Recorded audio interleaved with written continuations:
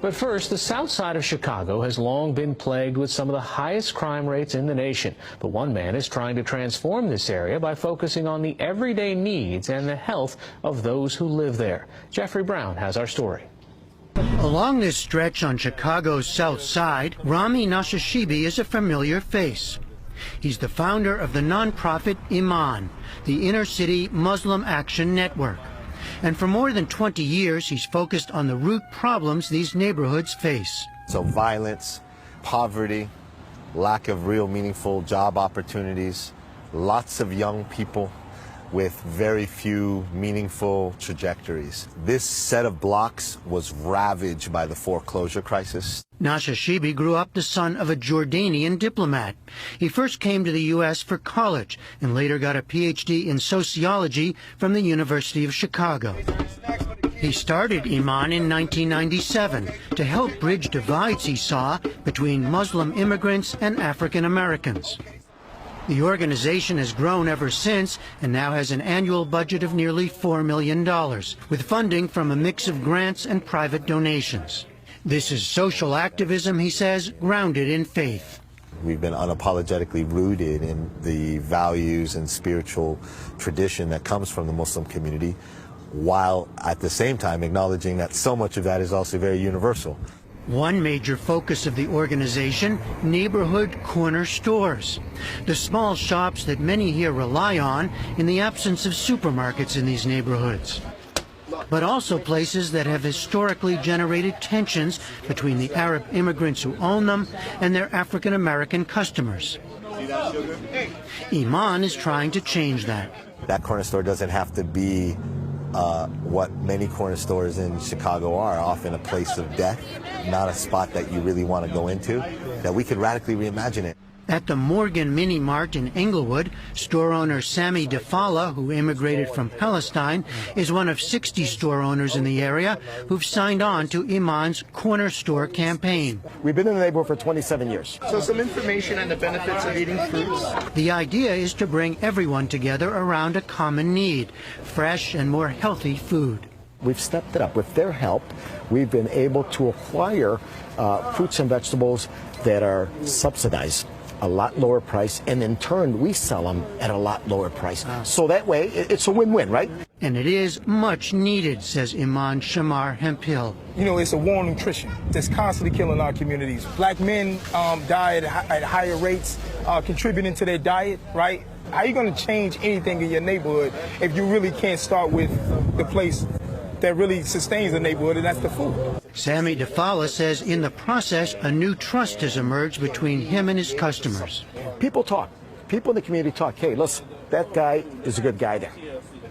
You know, you don't want to go in there and do him any harm or any wrong. Deep breath. Just a few blocks away, Iman also operates a free health clinic. All set. Here, physician's assistant Muna Ode, whose family immigrated from Palestine, treats many like 58-year-old Jerome Reynolds, a diabetic without insurance. People who are underserved and often forgotten. And a lot of times they feel that they are not in control of their situation and not in control of their health because of their limited access to funds and insurance and things like that. What are you eating at night? Here, too, there's an emphasis on making better food choices. Can you come in next week and we talk about your medications? And there's another benefit to this interaction, Muna Ode says, a better understanding of Muslim Americans. All they know is what they see on TV, and obviously that's not ever painted in the best light. And that's especially important for me, being a Muslim female who's covered, who wears a hijab. It shows them that we are the same and our struggles are all the same. Dr. Angela Odoms-Young, a professor of nutrition at the University of Illinois, Chicago, is studying Iman's work. She sees positive results. Traditionally, we used to focus on individuals. Can you make a good decision when it comes to healthy eating?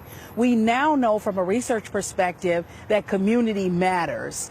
It's really important that you have access to fruits and vegetables, not just what you can do as an individual. Odoms-Young says that Iman is helping to break a long-held myth that residents of low-income communities simply don't want healthier food. There's many people in low-income communities and communities of color that they're very interested in having access to healthy food options.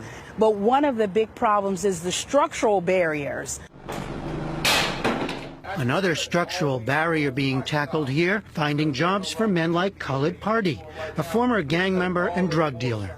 I did 14 years in federal prison. After his release, Party earned a technical degree in heating and air conditioning ventilation. I graduated in a year and a half at the top of my class. He credits Nashashibi with helping to turn around his life and now teaches construction skills to men recently released from prison. Part of Iman's re-entry program that was designed to provide both jobs and to fix up abandoned homes in the neighborhood. When these guys come out of prison, if we can try to get them a trade quickly or get them accustomed to being in a working condition, getting up in the morning and coming to class or getting up going to work, you start making better decisions. You know, you stop taking less chances because your responsibility, you got more people that rely on you now.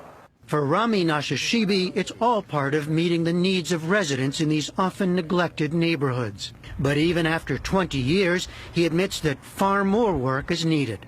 You know, for every one person you're able to employ, there's 50 that are looking for jobs.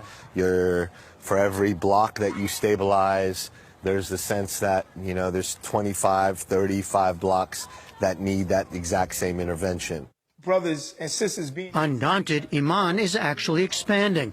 It's opened a new center in Atlanta and hopes to work in other cities around the nation. For the PBS NewsHour, I'm Jeffrey Brown in Chicago.